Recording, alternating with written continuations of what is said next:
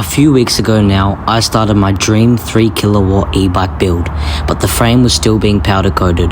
Today, that changes. The frame is finally back and we're turning this pile of parts into an actual e-bike. Let's do this. And the powder coat is revealed. Absolutely amazing. That electric blue with the kind of darkish colorway and then the chrome accessories to go with it. So happy with it. Then I've got my grippy seat cover here on this Moto seat, my front tire, my back tire, my forks, and lots of other stuff to go on the frame. This is going to be the best build you guys have ever seen. Let's get straight into it.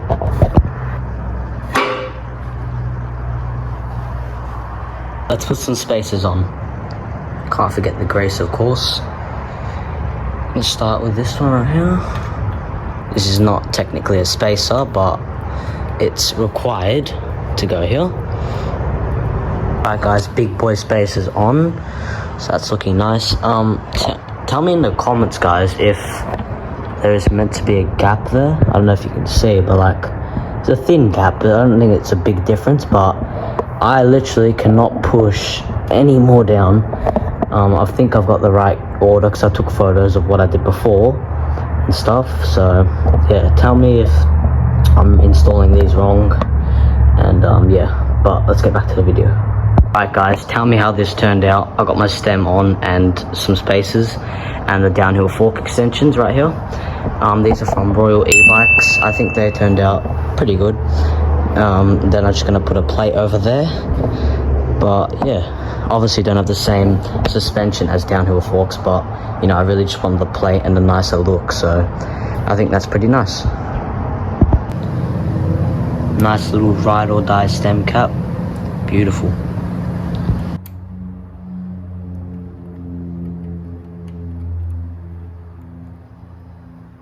And wow, one of the biggest masterpieces I've been waiting for. Just the bars, chrome shining in the light. About to install them. Let's do this.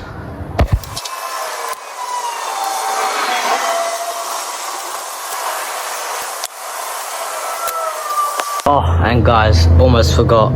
Can't have downhill forks, or at least fake ones, without a plate.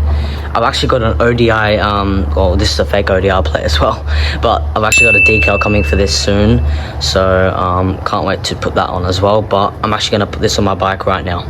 I've just turned my normal single crown forks into dual crown, triple crown forks, whatever you want to call them. Quickly before we install the seat, I just wanted to show you this fender that I got. I've already done some custom cutting, so I'm just going to quickly put that onto my Moto seat.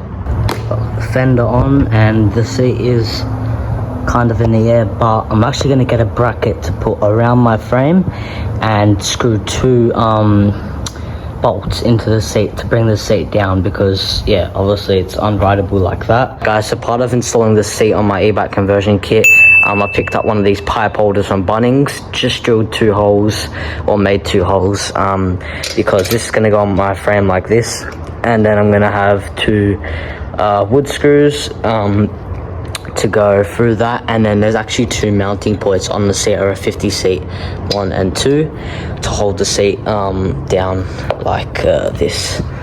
So working later, and the seat is successfully on. Just remembered that when I put the battery bag on for the kit, probably gonna have to remove the seat, but hey, I'll just leave it like that for now. But I'll just show you what I did.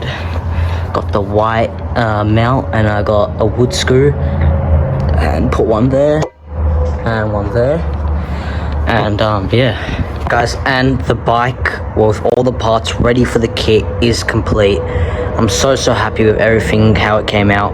I just forgot to show you that I installed the chrome pegs from the last video, and I must say they do look beautiful.